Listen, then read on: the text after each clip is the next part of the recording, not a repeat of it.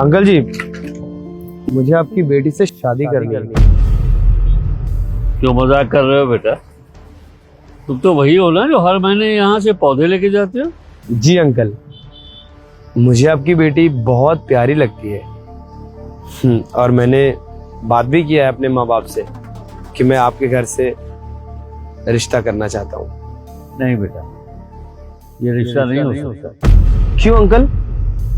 रिश्ते हम लोग अपनी बराबरी वालों में ही करते हैं, और तुम्हारी और हमारी हैसियत में तो बहुत फर्क है। हैसियत? मैं कुछ समझा नहीं अंकल। तुम लोग इतने बड़े आदमी और हम लोग फूल पौधा बेचने वाले मामूली इंसान। तुम लोगों के खानदान में हम रिश्ता कैसे कर सकते हैं बेटा? ये नहीं हो सकता। देखिए अंकल, आप फूल पौधे बेच रहे हैं, मैं बिजनेसमैन हूँ, सारी बात ठीक है, पर मैं नहीं मानता ये हैसियत वगैरह। मैं तो इंसानियत में विश्वास करता हूँ।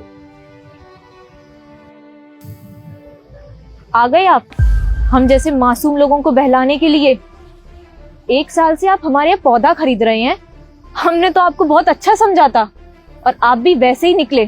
क्या मतलब है आपका? मतलब मैंने बहुत सुनी है बड़े घर की कहानियाँ। हम छोटे लोगों से शादी करके अपने घर ले जाते हो और फिर उनसे काम करवाते हो और उनके साथ नौकरों जैसा व्यवहार करते हो, क्योंकि बड़े घर की लड़कियां जो होती हैं ना, वो पढ़ी लिखी होती हैं, वो तुम्हारा घर तोड़ देती हैं, तुम्हें तलाक दे सकती हैं। लेकिन हम बेचारे कहाँ जाएंगे, क्योंकि हम गरीब है। जैसा तुम लोग नचाओगे वैसे हम लोग कठपुतली की तरह नाचेंगे, और यही अमीर लोगों को चाहिए होता है। ठीक है, माफ कीजिएगा। अगर आपको ऐसा लगता है कि मैं बड़ा आदमी हूँ और मैं ऐसा करूँगा, तो बिल्कुल आप मुझसे शादी मत करिए, और आप जहाँ हैं वहीं खुश रहिए। माफ कीजिएगा, पर जाते जाते शायद मैं आपको बताना चाहूँगा कि मेरे पिताजी भी एक माली ही थे। तुम राधेश्याम की बेटी हो क्या? जी अंकल, आप और मेरे पापा बहुत ही घनिष्ठ मित्र हैं। आप दोनों की कहानियां मैंने उनकी डायरी में पढ़ी है, और आपकी बेटी का जिक्र भी है उस डायरी में।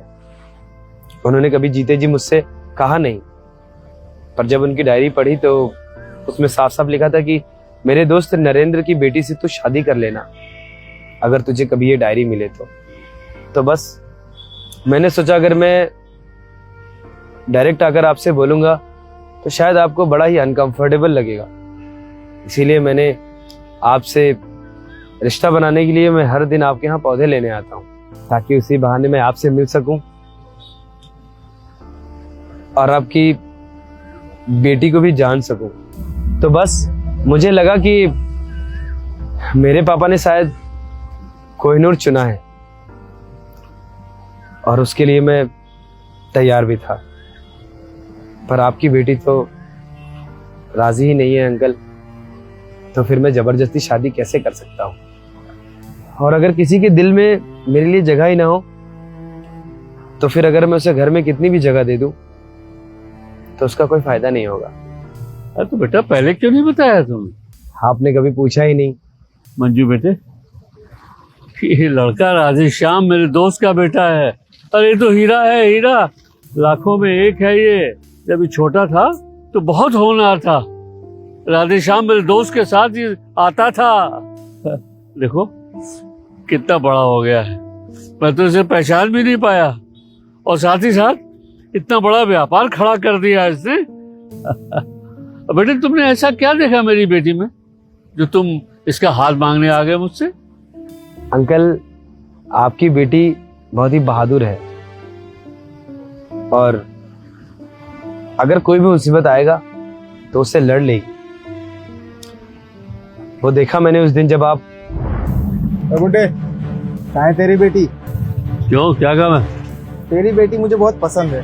क्या बदतमीजी है? क्या बोला?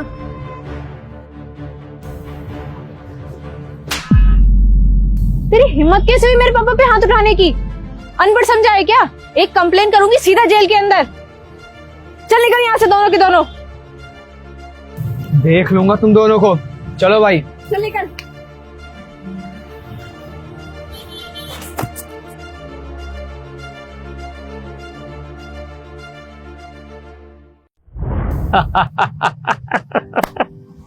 बेटे तुम्हारी अदाएं भी बिल्कुल मेरे मित्र राधेश्याम जैसी हैं।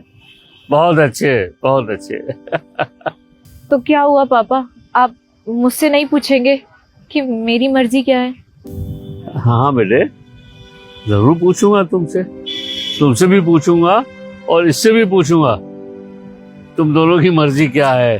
हाँ पापा, आपको पता है मेरी जिंदगी तो आप है और मेरी जिंदगी के सारे फैसले आप ही तो करेंगे। और फैसला लेने से पहले आपसे माफी मांगना चाहेंगे जो अभी मैंने आपसे बातें बोली। नहीं नहीं, देखिए प्लीज आप मुझसे माफी मत मांगिए। आप एकदम सही हैं। आज का जमाना बिल्कुल अच्छा नहीं है। आप हर किसी पे भरोसा नहीं कर सकते हैं और आपने जो देखा है वो सही देखा है। होते हैं लोग वैसे, पर हर कोई एक जैसा नहीं होता है। और अगर आप किसी पर भरोसा ही नहीं करेंगी तो फिर भरोसा किस पर करेंगी? बातें बहुत हो गई बेटा, अब रिश्ते की बात कर रहे हैं?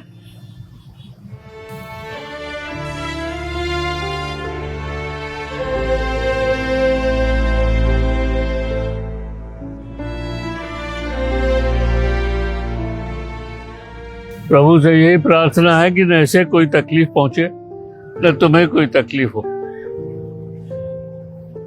आप दोनों अपना ध्यान रखना।